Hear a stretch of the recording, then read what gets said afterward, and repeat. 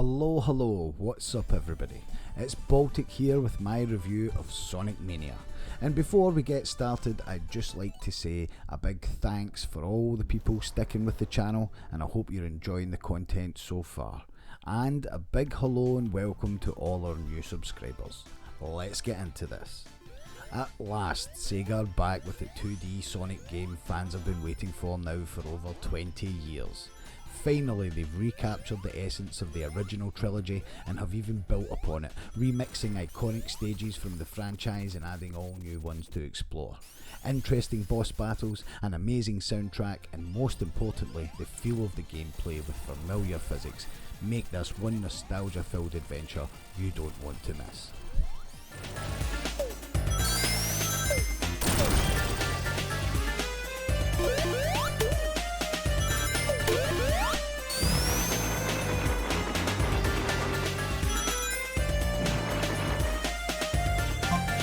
Gaming has always been synonymous with mascots, and maybe never more so than in the early 90s. When 2D platformers were in their peak, everyone was trying to compete with Nintendo and Mario, all hoping to make that next big mascot character.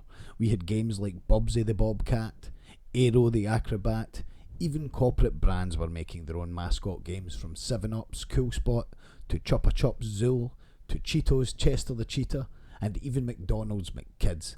The market was flooded, and the best Sega had at the time was Alex the Kid.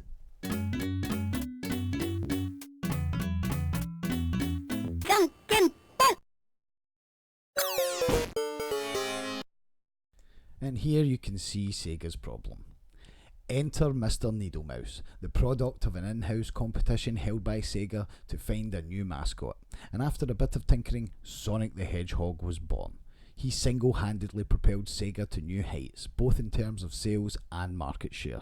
Within the next few years, various sequels were released that improved and refined Sonic's unique formula. What followed was one of the biggest falls from grace any video game franchise had ever seen. So after a slew of spin-offs, numerous failed attempts to make Sonic into a 3D game, and even take the franchise back to its 2D roots with the flawed, episodic Sonic the Hedgehog 4, which was ultimately cancelled early, do we finally have a Sonic game worthy of the name?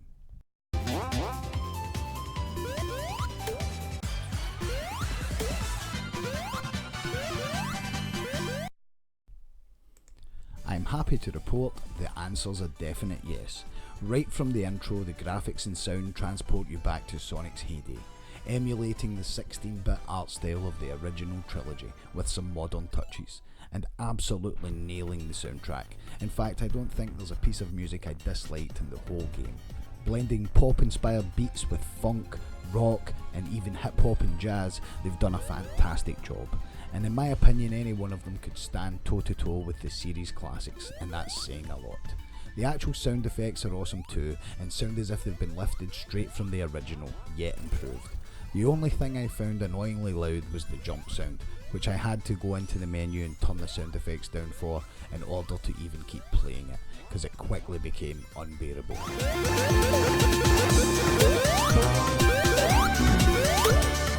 See what I mean?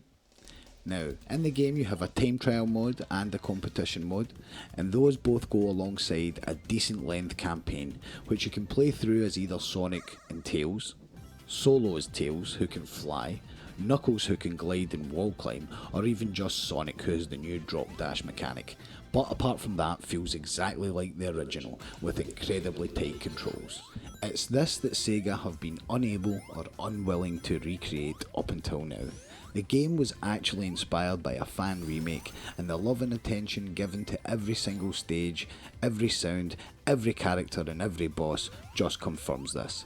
It's an absolute celebration of what in many fans' eyes made Sonic great. From starting up the first level, which is a reimagined Green Hill Zone, until the credits roll, it's a platforming tour de force, Sonic style. I actually had to go back and play the original Green Hill Zone in Sonic 1 to see just what changes had been made.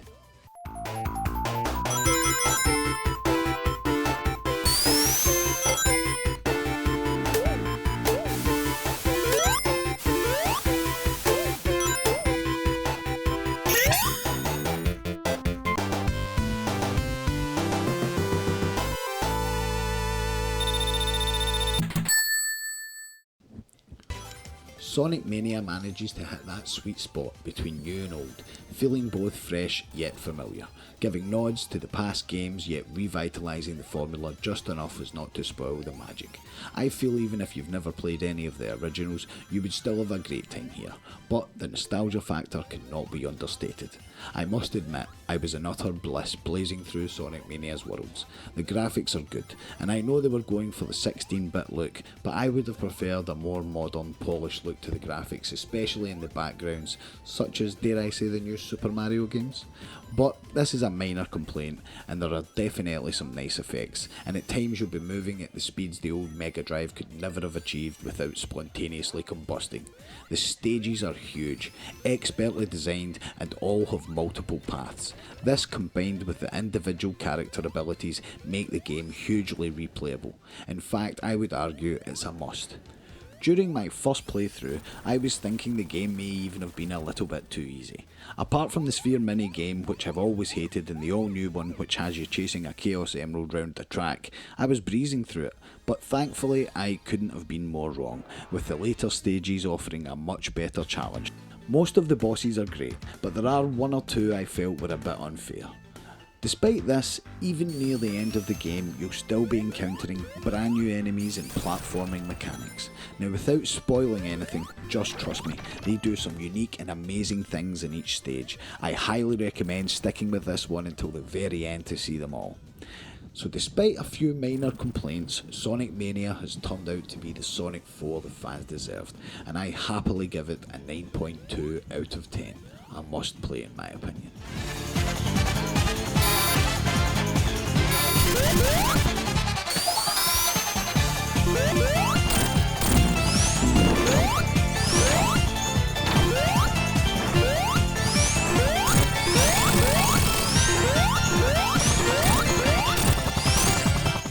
So as always, let us know what you think in the comments below, and hit that subscription button for more.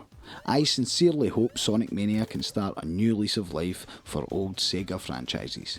Did someone say Streets of Rage Mania?